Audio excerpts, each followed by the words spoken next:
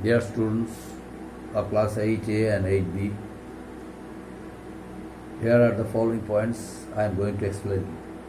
Spread of revolt, Bahadur Shah Zafar II and his humiliation and punishment, main cause of failure of the revolt, suppression of the revolt. First point, spread of revolt. You know, the revolt of 1857, which was started by the Sipahis of India, it scattered throughout the country India. The main cities of India witnessed the Sipahi mutiny. For example, the names of the country I am mentioning: Lucknow, the capital of Ayodhya, you know, Meerut, Jhansi, Delhi, Varanasi, and so on. So many important places of India witnessed the Sipahi mutiny of 1857. This Sipahi mutiny was nothing but an inspiration for the Indian national leaders. Those who contributed a lot for the welfare, for the freedom movement of India, they all were encouraged by the contributions of the Sipahis of India. And it was the first agitation by the Indians against the British in India. That's why it is also known as the First War of Independence.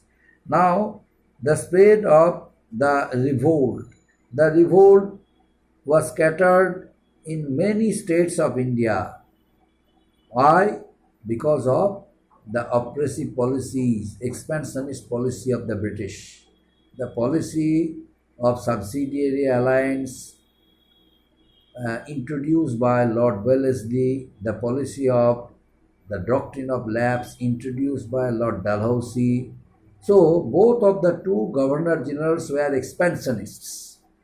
They were Lord Wellesley and Lord Dalhousie. Lord Wellesley's subsidiary alliance brought many Indian states under the British control, and Lord Dalhousie's doctrine of lapse. But some states of India, they were against the system of the expansionist policy of the British. That's why they protested, they challenged the authority of the British. They declared war on the British East India Company, and so there was a fight. There were fights. There were wars between British East India Company and Indian states. Ultimately, the British were able to capture them. The British were able to defeat them, although they made an attempt to fight the British. Initially, the Britishers were considered defeat under the hands of Indian Sipahis, but ultimately, due to lack of unity, due to lack of sophisticated weapons, and due to want of money, the entire effort of the Indian Sipahis came to an end,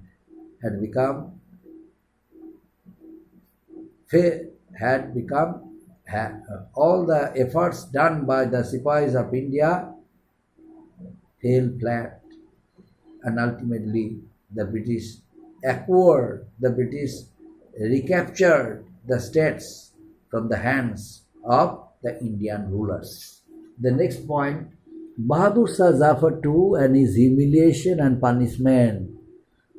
Who was Bahadur Shah Zafar, my dear students? You know it very well. Who was Bahadur Shah Zafar?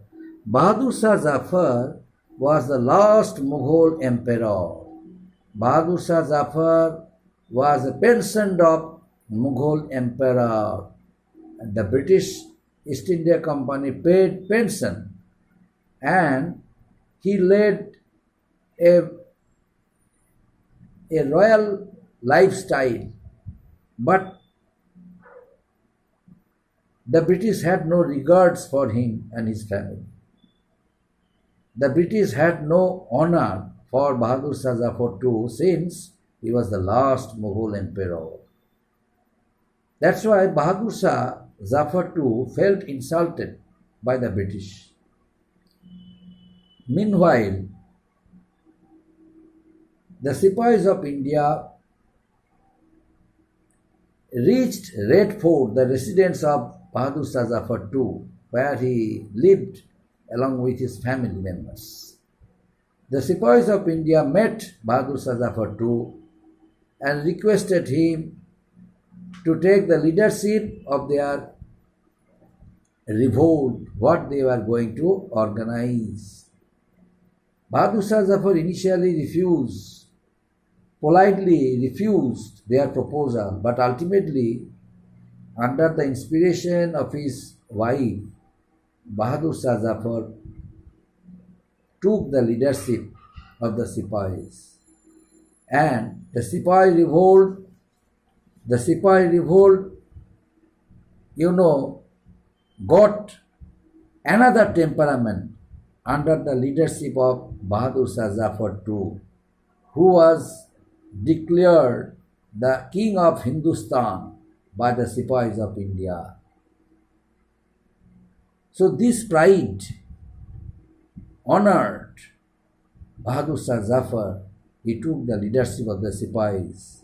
But as soon as the Sipahi mutiny, the revolt of 1857 was suppressed by the British, immediately Bahadur Shah Zafar took a shelter inside the Humayun's tomb. No one knew where was Bahadur Shah Zafar, even the British. The British came to know from one source that Bahadur Shah Zafar was hiding himself in the Humayun's tomb. So, from Humayun's tomb he was arrested and ultimately he was sent to Rangoon. And while staying there, Bahadur Shah Zafar died, broken heart. Bahadur Shah Zafar, before his death, he was humiliated at the hands of British East India Company. As soon as Bahadur Shah Zafar felt ill, seriously ill, and requested to provide him medical help and medical facilities, there was none to provide him that facilities. No one came to feel his pulse. There was no medicine provided for Bahadur Shah Zafar too. Even when Bahadur Shah Zafar offered a glass of water, requested another one to provide one glass of water, there was none to provide a glass of water for Bahadur Shah Zafar. No one extended cooperation towards Bahadur Shah Zafar. So due to physical and mental deterioration of health, Bahadur Shah Zafar died broken heart. So this is the miserable history of Bahadur Shah Zafar, the last Mughal emperor. Bahadur Shah Zafar too died mercilessly, died without being treated well by any doctor or any caretaker. The next point, main cause of failure of the revolt. Main cause of the failure of revolt. The revolt of 1857, my dear student, was a great incident in the history of India, since the Indian people for the first time protested against the British policies and they fearlessly organized a revolt against them. Although the revolt could not achieve success, although the revolt failed to achieve success, yet it left certain impression in India through which the people of the next generation They were inspired and organized strong rebellion, strong agitation against the British in India. Especially the nationalist leaders were encouraged by the efforts done by the Sipahis of India during the First War of Independence of 1857. So this was a war of the people of India, considered as the first war of independence. And ultimately, the revolt or the war of battle or the war against the British came to an end uselessly, although the Indian Sipahis fought bravely during the first half of their war between them and East India Company. Yet the British ultimately was able to defeat them because of their economic stability, enormous supplies of supply of weapons, armaments, and supply of large number of Sipahis who came from England and joined them. It was due to that reason the British was able to defeat the Indian Sipahis. Now, the main cause of their defeat, the Sipahis organized a revolt, it is fact, but the Indian people, they remain inactive. There was no cooperation from the Indian people's side. They remain inactive. There was no activeness among the people of India. There was no active participation by the Indian people in the Sepoy Mutiny of 1857. There was no unity among the Indian people.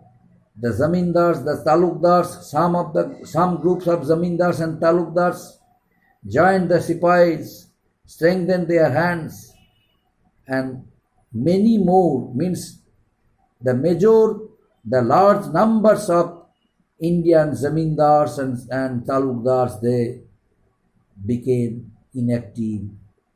They had no activeness. They did not extend their cooperation towards the Sipahis.